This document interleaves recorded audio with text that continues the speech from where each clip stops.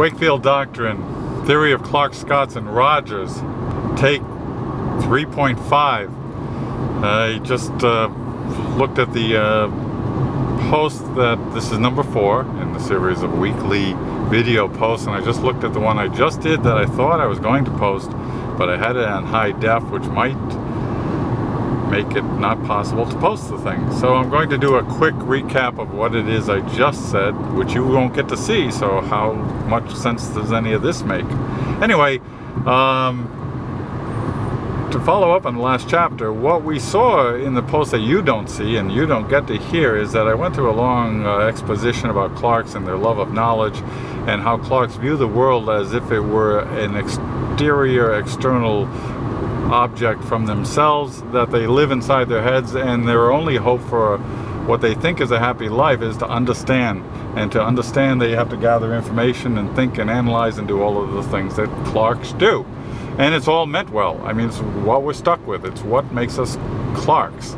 The idea that the world is out there to be understood, to be figured out, and once we have the answer, then we won't be the outsiders. That's Clark.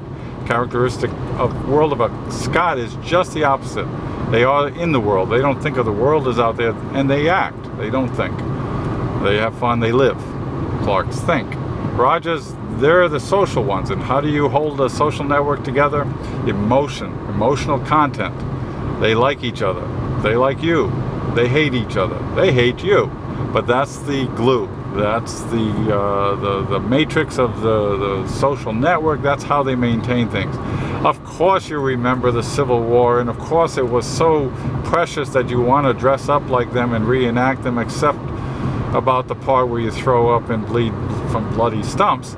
You still want to. Nostalgia is the glue. Nostalgia is emotion for the thing that they don't have but is a part of their world. That's why Rogers are the civilization builders. That's why Rogers give us a place that isn't a vast area. We just ran a red light. Screw them on the Clark. That's why, because they're responding to that emotion, and thank God for Rogers, because without their glue, without their traditions, without their maintaining something beyond the hunt, kill, sleep world of a Scot, then we'd all be screwed. But so that's what we have for the 3 types. That's the 3 characteristic types. That's all you really need to know about this thing, this Wakefield Doctrine.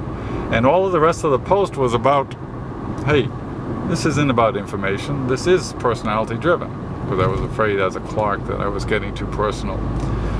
And the reason I was afraid that it was getting too personal on these video posts is that I was getting a lot of feedback, positive feedback from the last week's post about, you know, the eureka moment with the Scots, and everybody was saying, hey, that was really great, you sounded like you enjoyed yourself, etc., etc. And I thought, shit. Well, that's because I was telling a story that happened to me, as opposed to lecturing you people and giving you information. As a Clark, I don't consider that a bad thing, lecturing and giving information. In fact, I consider that. Clarks, by the way, think that giving information for free, sharing it, no request for quid pro quo on it, is a good thing. We do that because we want to share what we have, because of reasons that we'll go into in another post. Anyway, that's what I did.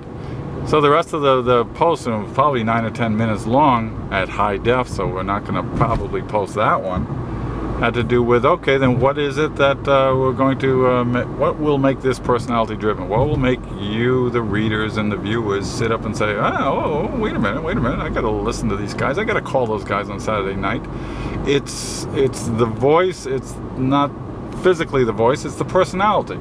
It's the idea that just like that clown with the wire-rimmed glasses on our local TV who will sell you a DVD on how to change your child's behavior, or that weird Scotian woman with the free DVDs on how to get anxiety out of your life.